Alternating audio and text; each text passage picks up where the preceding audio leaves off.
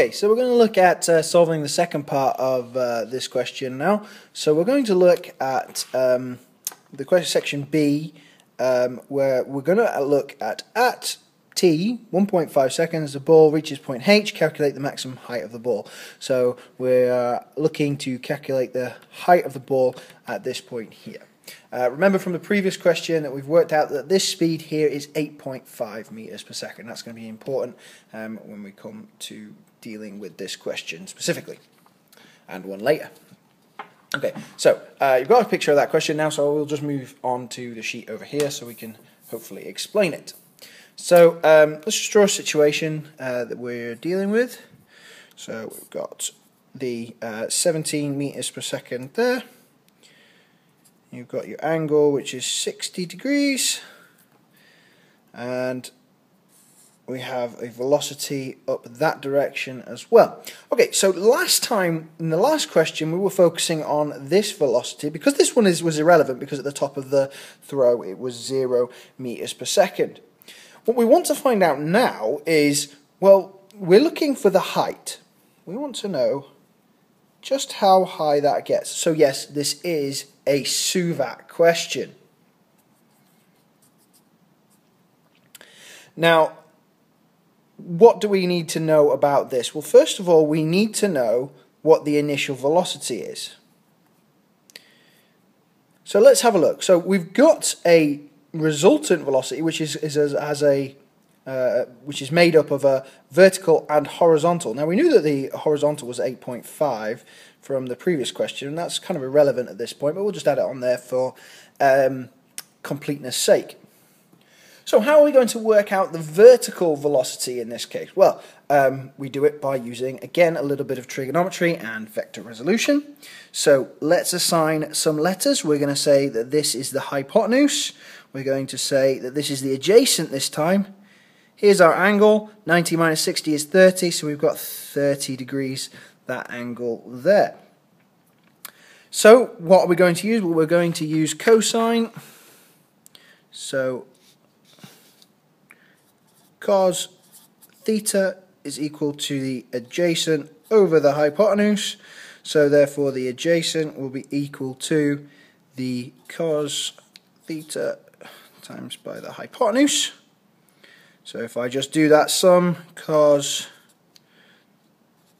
30 times by 17 meters per second, we plumb that into our calculator, you will get a value of 14.7 meters per second.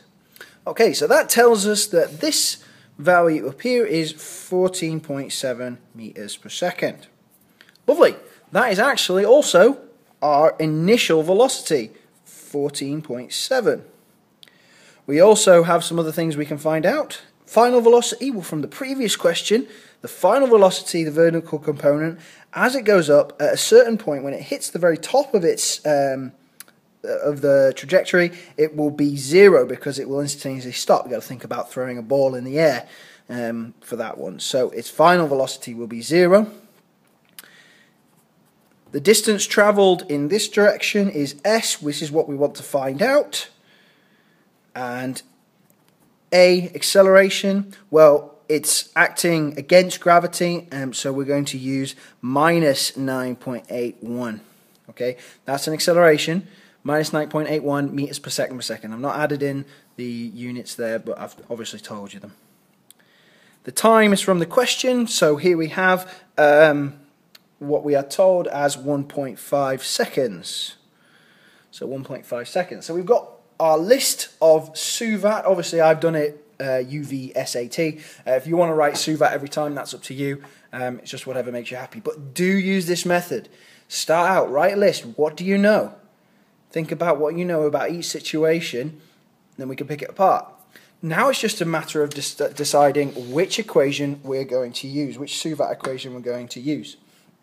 So I'm going to use one that I always use for projectile motion, which is S equals ut plus a half at squared. Now, some of you will be looking at this and saying, well, okay, there is a different version of this for which uses a minus half AT squared.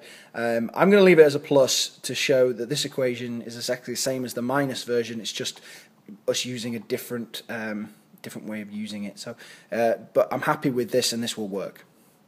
So it's actually just a matter of plumbing in numbers now. It's not that difficult. So here we have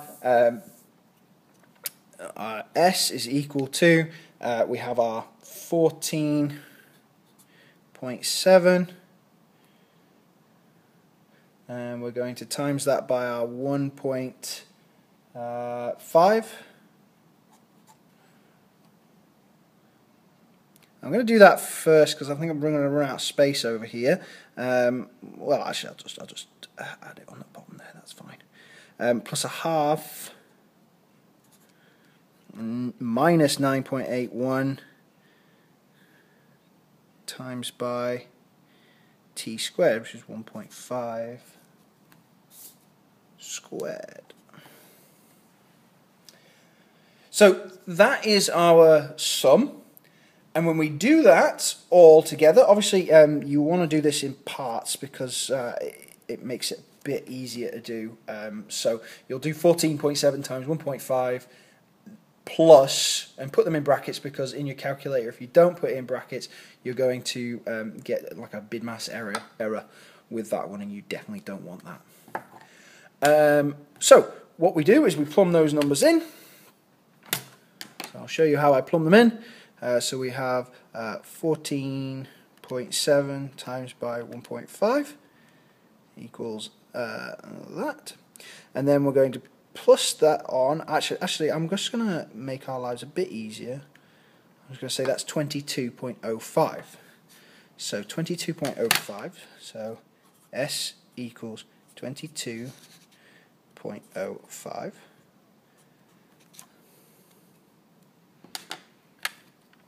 So that's our first value. That is the 14.7 times 1.5. And then we're going to do minus 9.81 times by 1.5 squared. That's what I've done there. I'm also going to divide that by 2 because it's half. So that gives us a value of minus 11.03 or 04 in this case. I'll round up. Minus 11.04.